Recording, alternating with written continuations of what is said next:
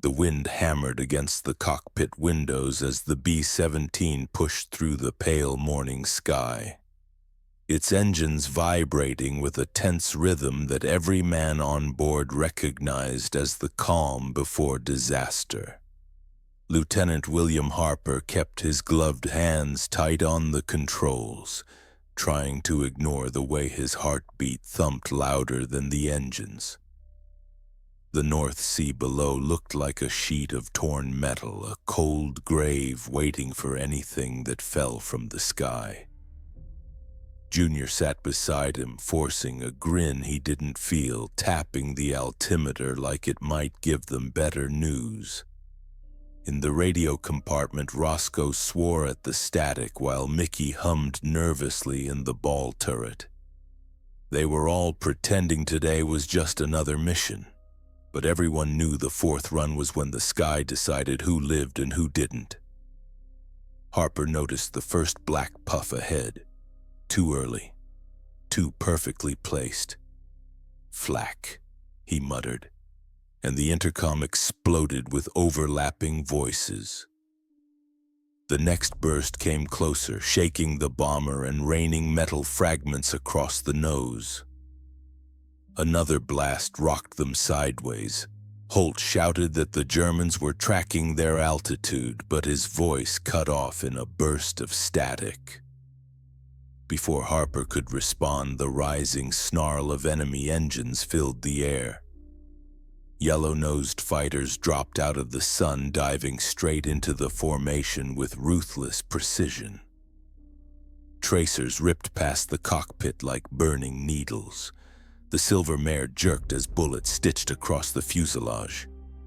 Harper saw a Messerschmitt flash by, so close he glimpsed the pilot's goggles. Then a violent shudder tore through the aircraft. "Engine 3's hit," Junior yelled. Smoke rolled across the right wing. Another fighter came in low, cannon shells smashing into the already burning engine. The explosion swallowed the wing and fire. The cockpit disintegrated in a blast of heat and metal. Harper felt himself ripped from his seat, flung into open air as the front of the bomber vanished. The cold hit him like a wall. He tumbled through smoke and debris, spinning helplessly while pieces of the silver mare scattered around him like dying stars. He clawed for the parachute ring, his fingers numb and useless, until he finally yanked it free and the chute snapped open, jerking his body so hard he nearly blacked out. Below him, the bomber's remains spiraled into the sea, flames hissing out as they met the water. No other parachutes, no movement, no survivors. As he drifted down, a lone German fighter circled back, lining up on him. Harper froze, waiting for the burst of gunfire. Instead, the pilot dipped his wing in a quiet, almost sorrowful salute before turning away. Harper barely had time to process it before he smashed into the freezing water, the impact knocking the breath from his lungs. The chute dragged him under, salt water filling his throat as he fought the straps with clumsy hands. At last he broke the surface, gasping, waves crashing over him, numbing everything. A piece of floating wreckage bumped against his arm. He clung to it, shivering violently, staring at the empty horizon as the cold began its slow, merciless work. Harper clung to the shattered plank as the sea lifted and dropped him like a toy, each wave stealing more strength than the last. The cold gnawed at his fingers first, turning them stiff and pale, then crept up his arms in a dull, spreading numbness. He tried to breathe steadily, but every breath felt like swallowing knives. The sky above had begun to blur into a gray haze, the kind that erased any sense of direction. He didn't know how long he had been in the water, minutes, maybe an hour. But time moved strangely in the North Sea. Every second stretched into something heavier, colder, more dangerous. He forced himself to keep his eyes open. If he fell asleep now, even for a moment, the cold would finish what the explosion started. He whispered through chattering teeth, "Stay awake, stay awake." The plank dipped beneath a wave, soaking him again. Harper coughed violently as the salt burned his throat. His legs drifted beneath him, numb and heavy, the flight suit trapping water that made him feel like he was slowly sinking.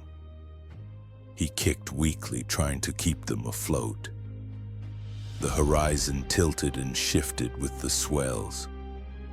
For a brief moment, when he rose on the crest of a large wave, he thought he saw something far away, almost an illusion. A dark shape, flat against the water. A ship? A raft? His heart jolted with hope, but the next wave buried the view, swallowing everything. When he rose again, the shape had vanished. He blinked salt from his eyes, trying to focus, but the world was nothing but gray. The cold pressed deeper into him, dulling the edges of panic. He needed warmth, food, anything, but there was only the endless slap of waves and the freezing wind tearing at his soaked uniform. He wasn't sure which hurt more, the burning cold or the crushing loneliness. The bomber had gone down so fast, too fast for anyone else to bail out. He felt the weight of that truth settle in his chest. He was the only one left. A sudden crack sounded behind him. Harper twisted just enough to see a piece of metal debris bobbing in the water. A fragment of the silver mare's internal frame. It drifted toward him, then away again, as if teasing him with familiarity. He reached for it instinctively, but a wave shoved it out of reach. He felt a surge of frustration, the first spark of anger since he'd hit the water. "Damn it," he muttered, though his lips barely formed the words. His voice sounded strange, fragile, almost distant. He clung tighter to the plank. His arms were shaking violently now, and he knew that was bad. Shivering meant his body was still fighting. When the shivering stopped, that was when the real danger began. A gull circled overhead, its cry lost in the wind. Harper watched it, the simple sight anchoring him to consciousness. If a bird was here, land couldn't be impossible. Could it? But then he remembered the maps. He remembered the briefing. They were nowhere near land. The gull was just as lost as he was, carried by some distant storm. A sudden swell lifted him high again, and this time he saw another shape. Closer, smaller, bobbing with the waves. It took him a moment to realize what it was. A life vest, the kind issued to bomber crews. Harper swallowed hard. Was it from one of his men? From Junior? Roscoe? His stomach knotted at the thought. Another wave rolled in and the vest spun away, drifting on its own course. Harper squeezed his eyes shut, not sure whether he was grateful or devastated that he couldn't reach it. The wind picked up, slicing across the sea in sharp gusts. The surface chattered with tiny ripples, and Harper felt the plank drift sideways. The sea was pulling him somewhere, deeper, colder, farther from any rescue path. His thoughts grew sluggish. He tried to think of home, of warm Oklahoma summers, of his mother calling him in for supper, of the smell of wheat fields in the sun. But the cold kept tearing him back to the present, to the violent tremors shaking his limbs, to the burning ache in his jaw, to the slow, creeping numbness spreading across his chest. He forced another breath, then another. "Not like this," he whispered. "Not here, not yet." A distant rumble echoed across the water. Harper lifted his head, searching. Was it thunder, an engine, or just the sea playing tricks on him?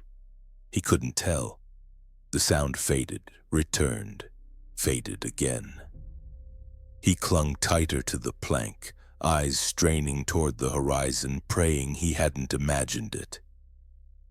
If there was something out there, anything, it might be the thin thread between life and the freezing dark beneath him. Harper lifted his head again, straining to hear the faint rumble that kept drifting in and out of the wind.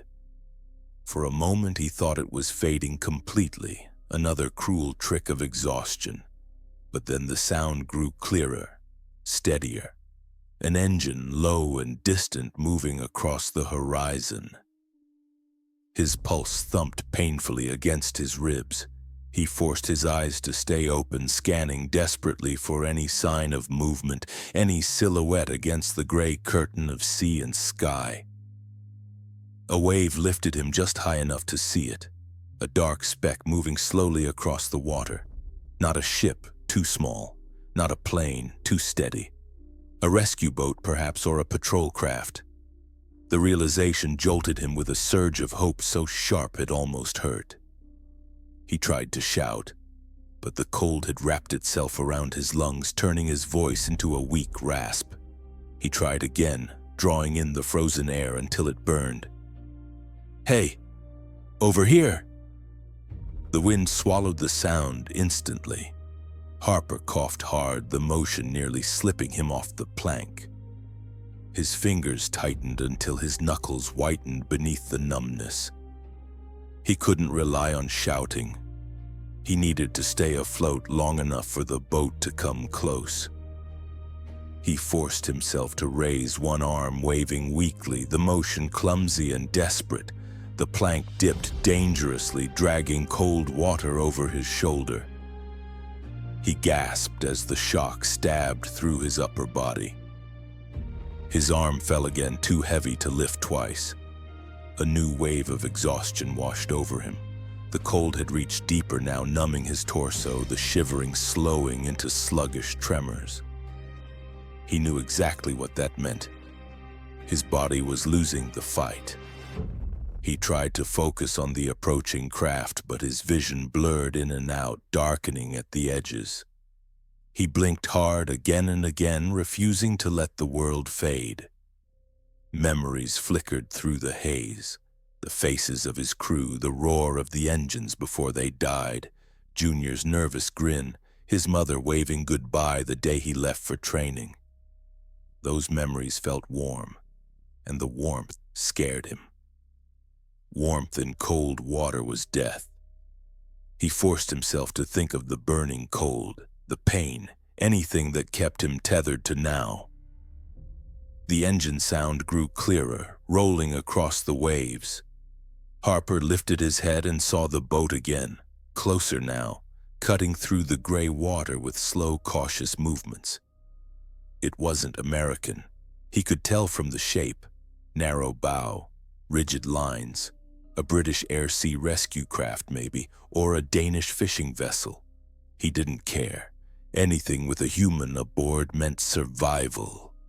Another wave surged beneath him, lifting him high, and for the first time he saw the people on the deck, 3 figures, dark coats, one raising binoculars to scan the sea. Harper tried to lift his arm again, but the limb felt dead, unresponsive. A tremor ran through him, then stopped. The sudden stillness frightened him more than the cold. He whispered through chattering teeth, "Move! Come on, move!" His arm twitched weakly but didn't rise. He blinked hard as the world tilted again, his vision slipping into a soft gray fog. The boat was close now, close enough that he could see the glint of metal on its railings, the splash of water along its hull. One of the figures pointed sharply in his direction. Harper's heart lurched. They'd seen him. He tried to hold on tighter, but his fingers were slipping, numb and stiff as bone. The plank dipped as a stronger wave hit, soaking him again. His grip loosened. Panic flared, but even that felt distant, smothered by the cold that had crawled deep into his core. "Not yet," he whispered, though he wasn't sure if the words actually escaped his lips. Another wave rolled beneath him, his fingers slid. His body sank an inch deeper into the freezing water. The boat was turning now, heading straight toward him. But his strength was unraveling fast, like a rope fraying strand by strand. The cold whispered with a strange gentleness, telling him to rest, to close his eyes just for a moment. His eyelids drooped. He forced them open, drooped again. The last thing he saw before his vision dimmed was the rescue boat cutting across the waves, the nearest figure leaning over the railing, shouting something he couldn't hear, pointing directly at him as the sea pulled him lower and lower. Then the gray swallowed everything. Harper drifted in a silent darkness that felt neither like sleep nor death, only a heavy, inescapable void pressing down on his senses. Somewhere far away, voices echoed, muffled, distorted, as if spoken from the bottom of a well. A sharp jolt pulled him upward, then another. Cold air hit his face like a slap, dragging him back toward consciousness. His eyes fluttered open, but the world was nothing but blinding white and shifting shadows. He felt himself being hauled upward, lifted by rough hands gripping his jacket. His body rolled, water pouring from his sleeves and collar. The plank slipped away beneath him as he rose into the air, suspended for a brief moment before crashing onto something solid. Hard wood slick with seawater, the deck of a boat. His head spun violently and he gagged on seawater as someone turned him on his side. "Easy, lad. Easy. Breathe," a voice shouted above him, thick with a British accent. Harper coughed, his chest convulsing painfully, salt water forcing its way out of his lungs. He gasped for air, each breath sharp and burning, but at least it was air and not the icy grip of the sea. He felt blankets thrown over him, rough wool scratching his skin. Boots thudded across the deck as the crew moved around him.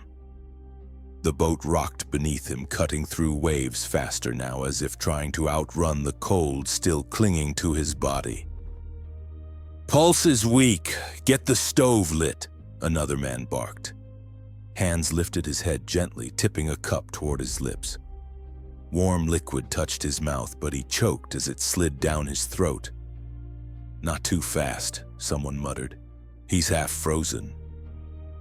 Harper's vision steadied just enough to see faces hovering over him, blurred but human.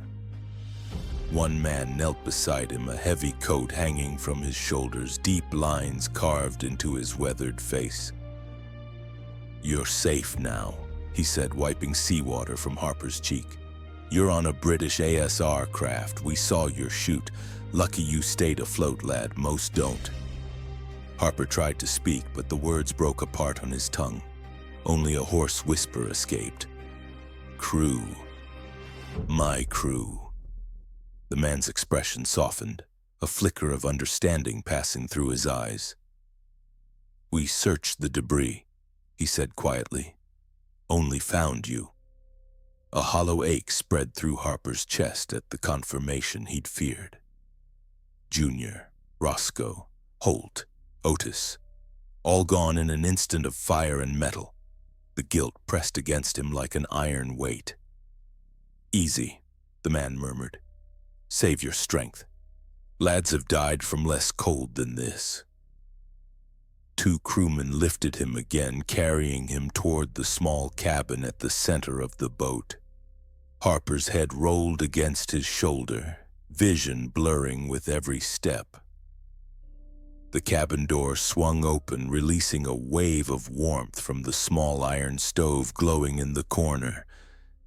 They set him near it, propping him with thick blankets. Heat spread slowly across his skin, a painful sting at first, like needles pricking every inch of his body.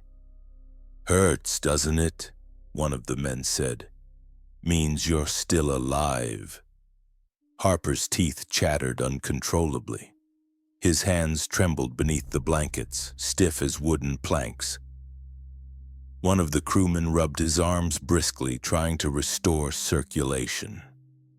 Another set a kettle near the stove. The warmth crept deeper, chasing away the icy numbness that had rooted itself inside him. The fog in his mind began to lift, replaced by a clarity that was almost worse. He remembered the explosion, the fire, the screams swallowed by the wind. The memory flashed so vividly that he flinched. The older crewman noticed. "Don't force it," he said gently. "Shock's a nasty thing. Let it come in pieces." Harper closed his eyes briefly, feeling the sting of tears he didn't have strength to shed. The boat swayed as it cut through the waves, the engine humming beneath the floorboards. The older man lit a lantern, filling the cabin with a soft golden glow. "Name?" he asked. "Con Harper," he managed. "William Harper, United States Army Air Forces." "Well, Harper," the man said, lowering himself onto a stool, "you're getting a second chance today. C tried to take you, but we got there first." Harper nodded weakly, though he wasn't sure if it felt like a second chance or a borrowed moment. The warmth wrapped around him like a cocoon, heavy and comforting. His eyelids drooped. The crewman touched his shoulder. "Go on. Rest. You're safe." Harper let himself sink into the warmth and the rocking of the boat, the exhaustion finally overtaking him. As he drifted towards sleep, the last sound he heard was the steady beat of the engine pushing them toward land and away from the frozen grave that had nearly claimed him. Harper woke to the sound of gulls cawing overhead and the gentle thump of the boat against a dock. For a moment he didn't know where he was. The warmth around him, the dryness of the blanket, and the faint smell of wood smoke felt too far removed from the brutal cold he had been drowning in hours earlier. When he blinked the haze away, he saw the older crewman standing over him, fastening the buttons of his coat while the cabin lantern swayed with the movement of the boat. "Welcome back," the man said with a small nod. "Thought we might have to carry you off asleep." Harper tried to sit up, and though his muscles screamed in protest, he managed it. Outside the cabin doorway, he could see early daylight breaking over a small harbor. Fishing boats bobbing gently, men in thick sweaters hauling nets, smoke drifting from chimneys rising behind rows of modest wooden houses. The scene felt impossibly peaceful after the nightmare of the past day. "Where are we?" he croaked. "Fraserburgh," the man replied. "Northeast coast of Scotland. We've already sent word ahead about you. Army boys'll want to hear how you managed to stay afloat out there."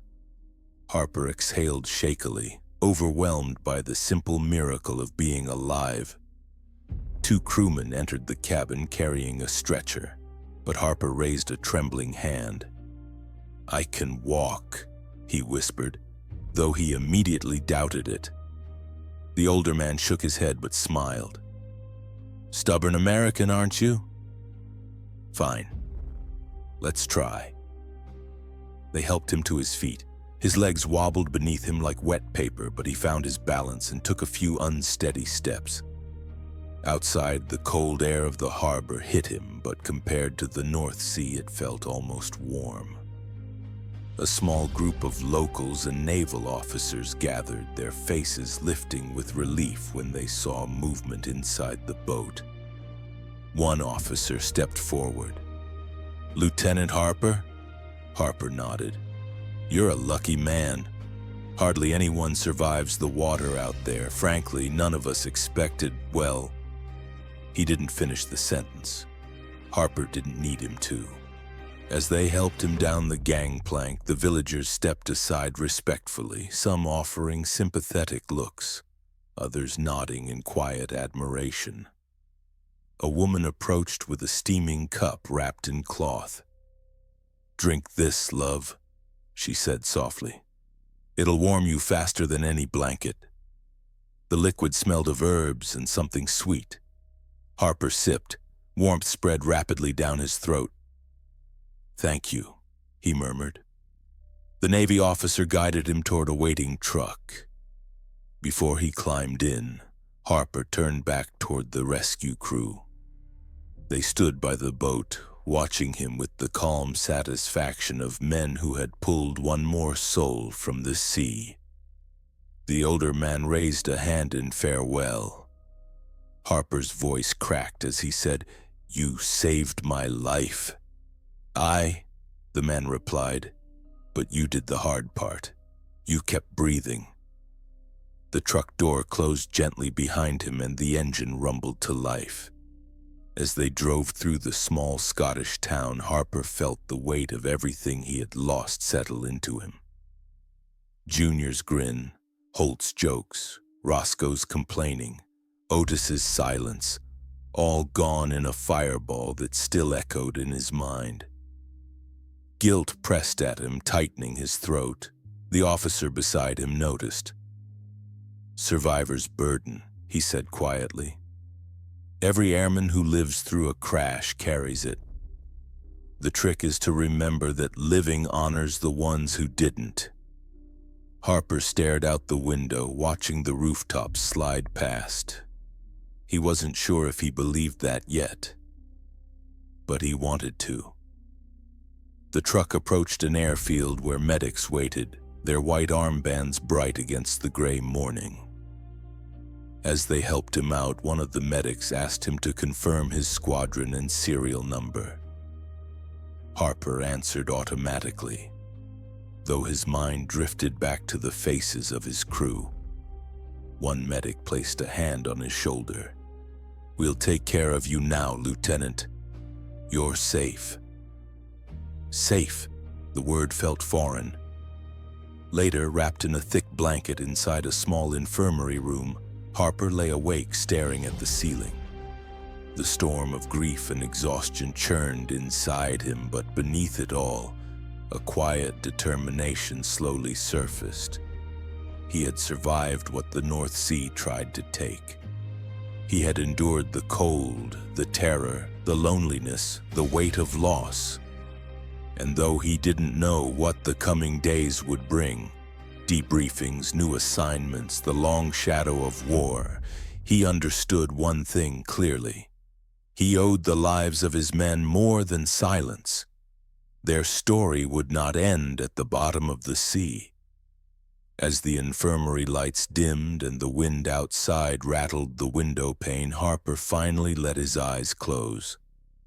Not from weakness, but from the first fragile sense of peace he had felt since the sky tore open. He was alive. And because he lived, he would remember.